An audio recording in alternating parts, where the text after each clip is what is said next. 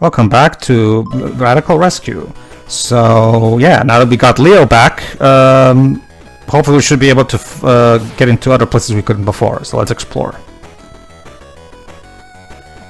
There you go. And yeah, most of the enemies the enemy selection in this game are either foot soldiers or bats. I guess they couldn't come up with anything else. Mutant bats, perhaps?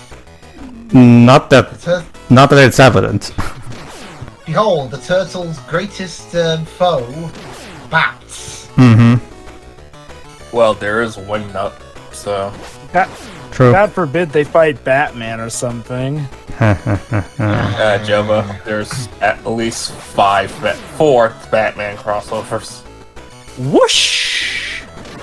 Actually, wait, let me think. I'm sure you're familiar with the infamous panel. This is where my parents died, Raphael. Oh, a bummer. Oh, he doesn't say that. that was I know he doesn't actually say that, but let's be honest, that's the popular thing everyone likes to think. Mm-hmm. But like, it's to a point where some people have forgotten actually what he was saying there. Why don't you recount that? No, he doesn't say anything. So exactly. It's like beat me up. So that's the beat me up Scotty of Teenage Mutant Ninja Turtles Batman. Yes. As in a popular phrase that was never actually said. Indeed. Alright, so... yeah, go on. So, let's take a look at the map, see what else we can go... Yeah, it's also... You know, I'll bet Go on. Sorry. No, go on. I bet you one of these days we're gonna get one of these types of collection for the old Zelda games. Knowing Nintendo, they'll just keep releasing them on the Switch Online app thingy. Honestly, I mean, I would love for a more proper, elaborate collection, like, because all Nintendo does with Zelda 1 is just release the ROM on an emulator exactly as it is, with no attempt to try to make the experience easier for, especially considering after Breath of the Wild. Breath of the Wild was such a big thing where a lot of people who never played a Zelda game before got into Zelda, so it makes perfect sense from a business perspective to start doing some more proper flashy re-releases of Zelda games, and yet Nintendo's just sitting on their ass doing absolutely nothing. They did a Link's Awakening remake, and that's it, basically. Yes. As far as we know, maybe Grezzo could be working on another. Oh, I hope so.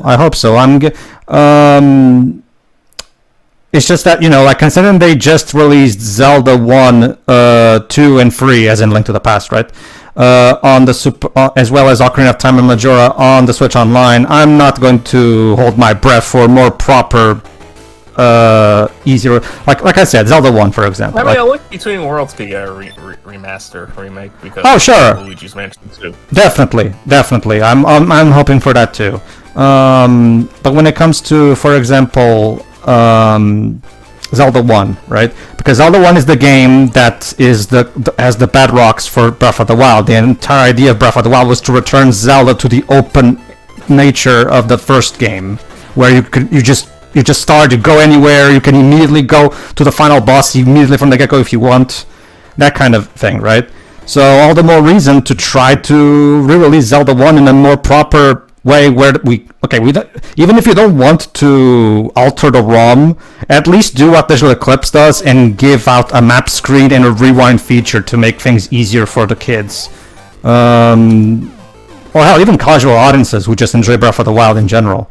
Or they could just pull the Blizzard excuse. You have cell phones, don't you? None of you guys had phones? Do you guys not have phones? Like, to give you an idea, that's the best way, and I can tell you this, like as the big Zelda fan that I am, I can tell you this, the best way to play Zelda 1 is not officially. It's through fan ROM hacks that did such a fantastic job updating the game according to more modern Zelda games. They made the map system that doesn't suck. They made the walls that are bombable actually crack, so you don't just go around wasting bombs at random.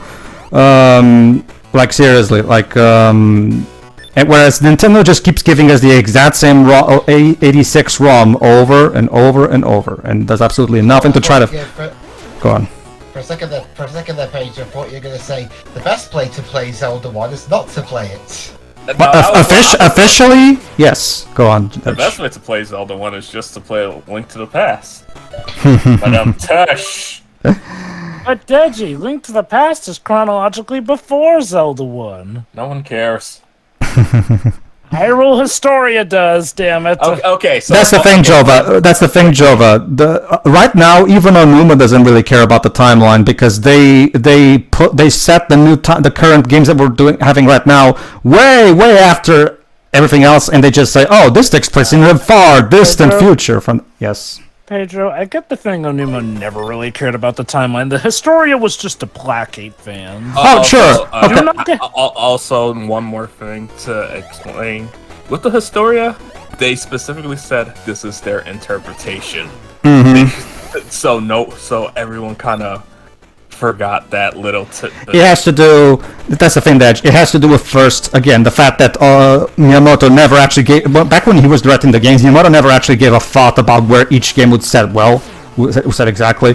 Combined with the fact that Onuma, unlike Koizumi, is clearly a very faithful to his teacher type of student. Onuma also is very Miyamoto-esque in the way he approaches things. So as a result, like, nobody in Nintendo is going to try to actually fix this shit, I kind of feel like you don't need to, and just treat every game as its own separate thing, unless it's deliberately as connected, like Breath of the Wild to Tears of the Kingdom.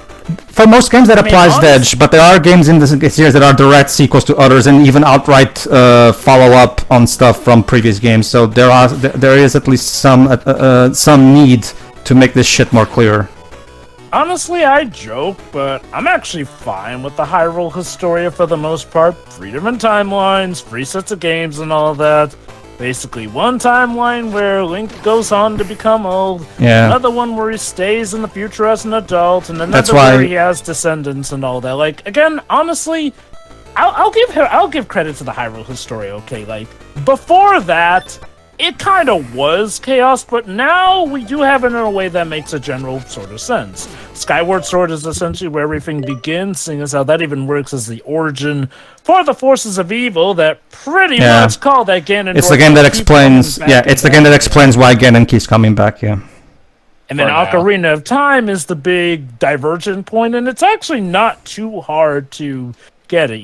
One is one where Link the hero actually failed, although at the cost of that, Ganondorf is stuck in his Ganon form, which is probably going to turn out to be a baleful poly. It's abundantly clear that the main reason why Breath of the Wild and Tears of the Kingdom are set, as they put it, far after everything else, is because they wanted to basically just go in with a clean slate and just focus on the here and now, and just focus on, and basically just ignore what came before, just so they don't have to be tied to anything or try to explain anything. So even though Breath of the Wild and Tears of the Kingdom are still technically part of it, you can tell they just want to not bother with it, and just, for now, these are the Zelda games you have. Breath of the Wild and Tears of the Kingdom. Like, we're not going to reference anything from before. We're not going to... Like, we just want to basically just focus on what we have now, basically. The dealio with Zelda is that it's arguably one of the... I don't want to say better written, because I don't want to imply that Nintendo games in general are badly written, but Zelda's definitely one of the series that has more consistently strong narratives, which in a way just put the onus more on it to have, more well-structured lore, essentially. Obviously. Which is why there's a lot of a big deal with like that. Yeah. Metroid, maybe, but Metroid is now pretty much like, the thing with Metroid is all the games are in one timeline, so it's relatively simple. The thing with Zelda was, and I do think this mainly has to do with how things were going on earlier, when the game started off, they definitely were trying different things, but they still had the consistent cast, whereas Metroid changed things up every now and then. Oh, here's Ridley, then here's the Metroid Queen, then here's Mother Brain back, essentially, and then there's all the weird and creepy stuff going on in Fusion. The specific examples that I was mentioning earlier, the are Majora's Mask, which is a direct sequel to Ocarina of Time. It takes place literally right after it. Yeah, that's why. And Wind Waker takes place 100 years after the ending, like the modern, like the adult timeline, specifically when Zelda sent Link back to the past to relive his childhood. that means that that particular timeline now has no Link in it, and that's why Ganon destroys everything and explaining the opening movie of Wind Waker, basically. And Twilight Princess is blatantly part of the child timeline wherein Link comes back from the future. Mm-hmm. It's one of those things where, again, Miyamoto didn't care about the timeline, and when he was asked about it, he would just say something on the top of his head. And Onuma, being definitely his teacher's student, also takes the exact same approach he does. Like that's why I'm personally very sad that we'll never get another Zelda game with Koizumi involved ever again, because he actually was the one that actually cared about trying to give these narratives. Again, what are the two narratives that are most beloved in the Zelda series? Link's Awakening and Majora's Mask. Guess who wrote those? So, I mean, honestly, are you really sure that Link's Awakening is one of the most beloved compared to other games? Well, okay, that's. Are you sure?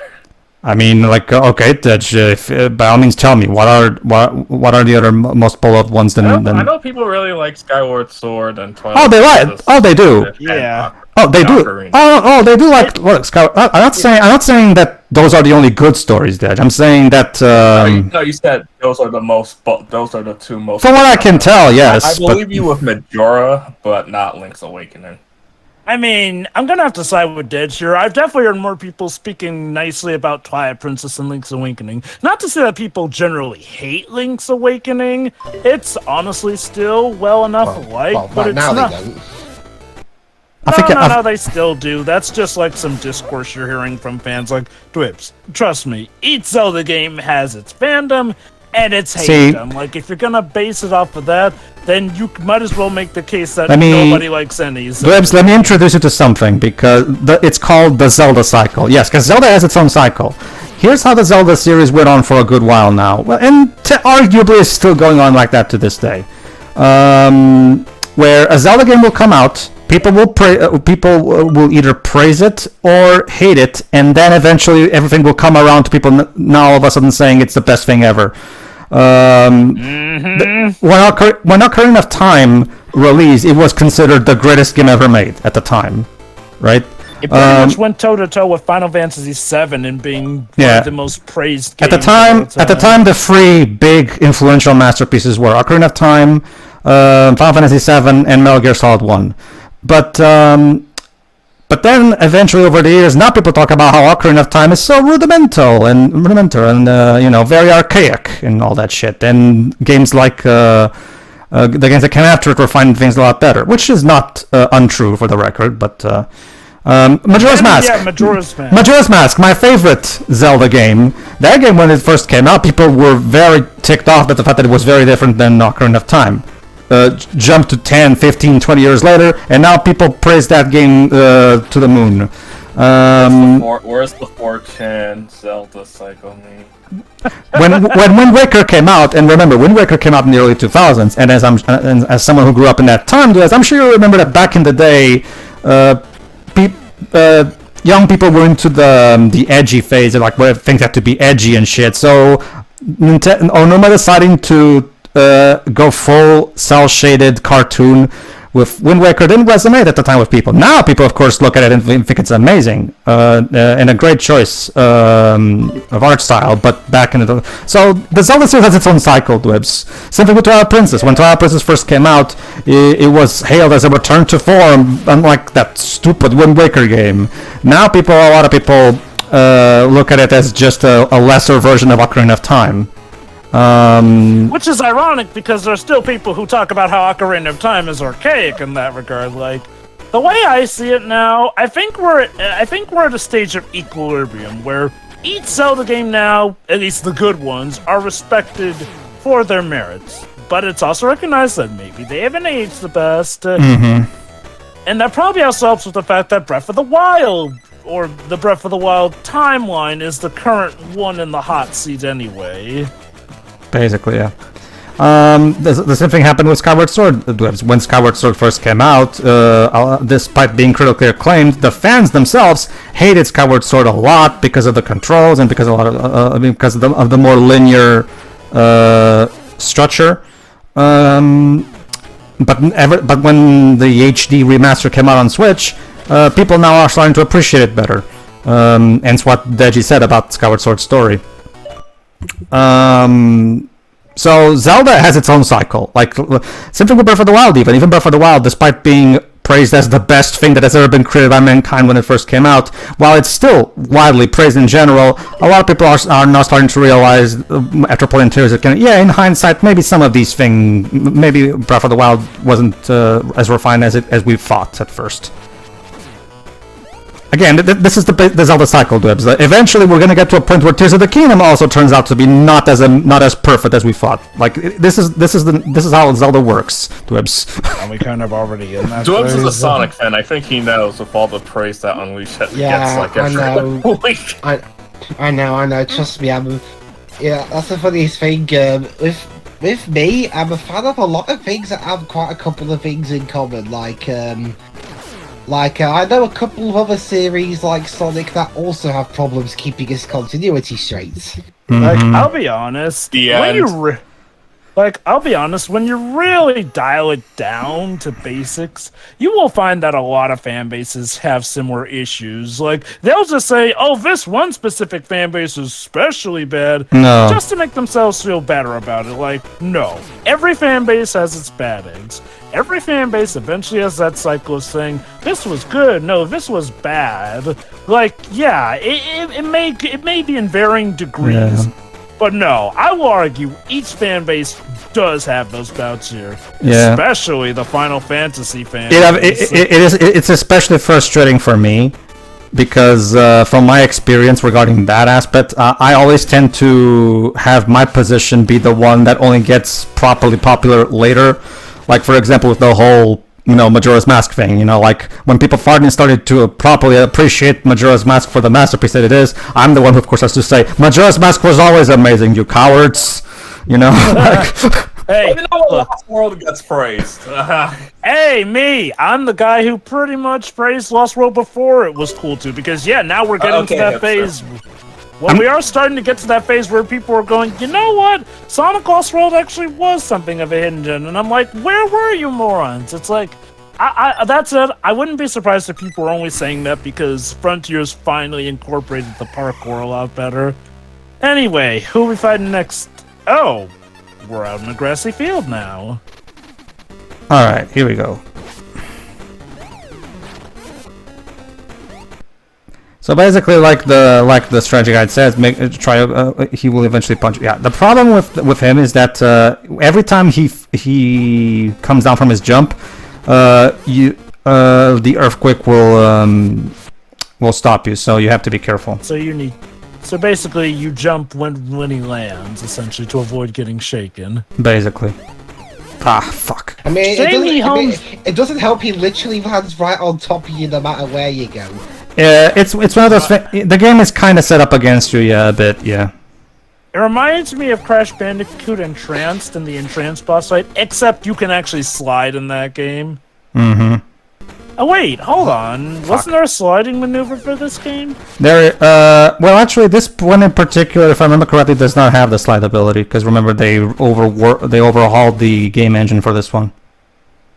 Weird. Like, if anything, it would be especially helpful for this fight. Not particularly, because the bosses also have plenty of short, close-range attacks. If you just slide into them, you're basically asking to be hit by their weapon. No. I mean, like, well, the slide would have helped with you getting out from under him when he lands, so that then you can jump safely. Why are we on Namek? Because the Super Game Boy decided that green would be the primary sky color. I don't know what to tell you. I still love the irony that even with this one that's better colored than the last Game Boy game, they still seem to have the turtles not green. Yeah. That's the weird thing. Yeah, you'd think it would be the opposite, right? You'd think it would be the sky being whatever his color is, and the turtles be green.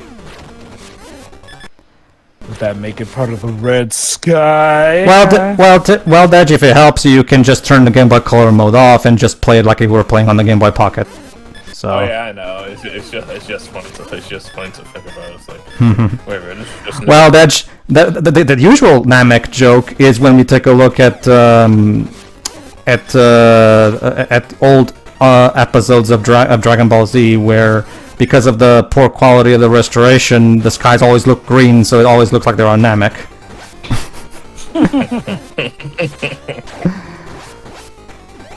As a result, Edge, the best way to watch OG is not via any kind of official release, but through fans that actually went painstakingly color-corrected every single episode of OG. Some things never change with Toei, do they? Oh no, Toei is terrible when it comes to re-releasing Dragon Ball. They really are. And of course, they have the goal to absolutely punish anyone for daring to try. And doesn't help that Funimation sucks arguably even worse, where they keep cropping episodes for no reason. Funny. You and Aniplex are under the same roof. Just get them to do it. Yeah. Why don't they, honestly? I would now. Go on. I hate to be that guy, but technically, Crunchyroll and Aniplex are owned by different divisions of Sony. But they can still collaborate, can't they? It happens sometimes, not all the time. Well, that's the funniest thing, though, Deji. They're both under the same roof, and yet Aniplex are more open to union dubs than Crunchyroll are. So is that area like the one area that's outside in this level? Yeah, basically. Well, technically there's the area where we both start. Yeah, there's a couple, but most of it is just inside this maze, basically. Well, like I said, we're going for the Metroid thing. We're stuck in a maze, basically. That's true. It's just weird that you got all these outfits, and then there's all these areas, and then there's this one. It's like, oh yeah, no, let's go outside. Let's take it outside, my dude. Mm-hmm. And it's for the rat of all characters. Yeah, I don't get that shit. Hey, Dwebs, it's like that Matt TV comedy skit that we like. Cuba is now part of the United States. Anybody's got a problem with that? And nobody had a problem with that? No. While the ambassador of France had raised an objection, but it all ended when you asked if you wanted to step outside. So. Okay. Now let's use Mikey for a bit. Fuck. It's one of those things as well that it's very easy to get blindsided by the enemies because of the small state of the screen. A lot of times an enemy will not be visible, and you'll try to make a jump, and you don't realize that there's an enemy right after the next bit of frame, and as a result, you're gonna get blindsided a lot. Go on, Dibs, you were saying? My favorite bit of that sketch is how he just basically summed up how he became president. It's like, basically like, oh no, my girlfriend was wondering if it would be alright seeing other people. I said I'd get back to her after I've had 30 beers.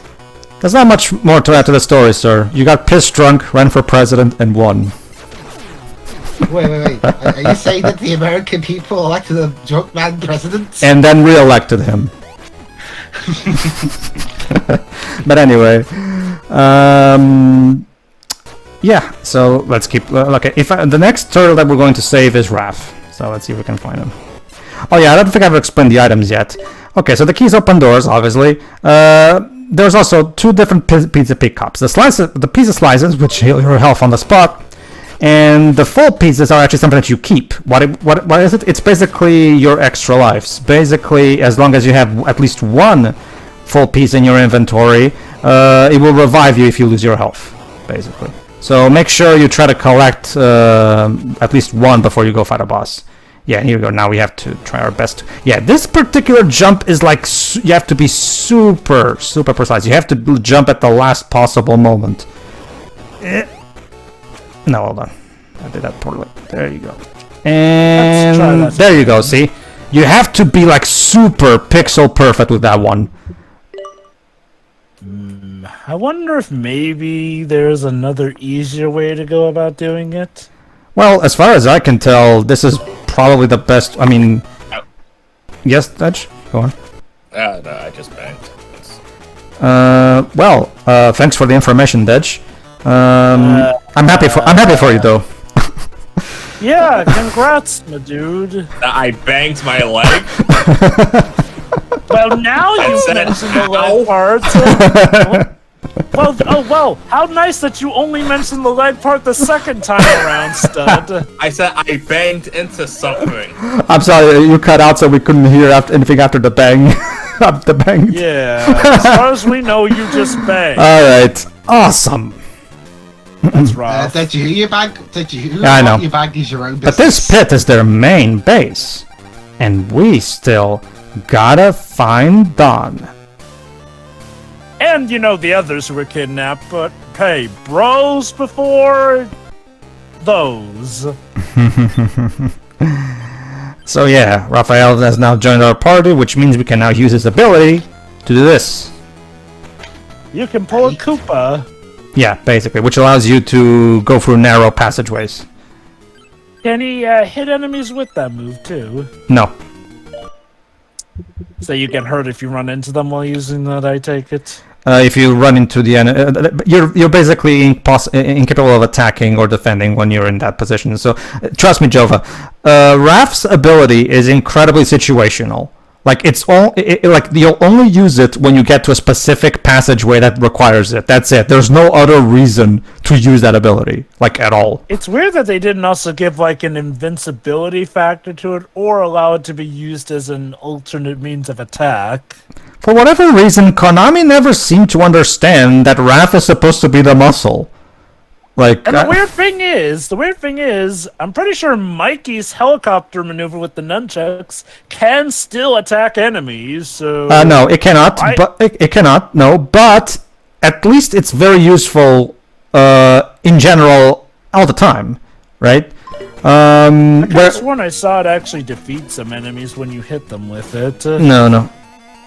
But but Raph's ability in this game, no, it's incredibly situational. Like, there's literally no reason to use it outside of the few sections it requires you to. It's probably due to the fact that Mikey was obviously the first turtle from the get-go, so, you know, his would be the easiest to remember to actually make necessary. I guess. There you go. Okay. Actually, yeah, no, even Donatello is the wall climb. Yeah, Donatello is the best abilities are Mikey's and Donnie's, because Donnie can climb all walls. So, yeah. Which makes Donatello the Knuckles of the game. Yeah, which, again, I still think would have made more sense for Raph to be the Knuckles of this game, but that's me.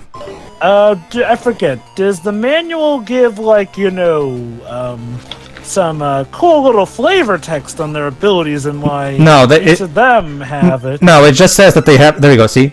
Only for these particular bits do you require to use this ability. That's it. They don't really serve any other purpose. Why is Raph the only one that can crawl? Because we have to give each... Metroid? Well...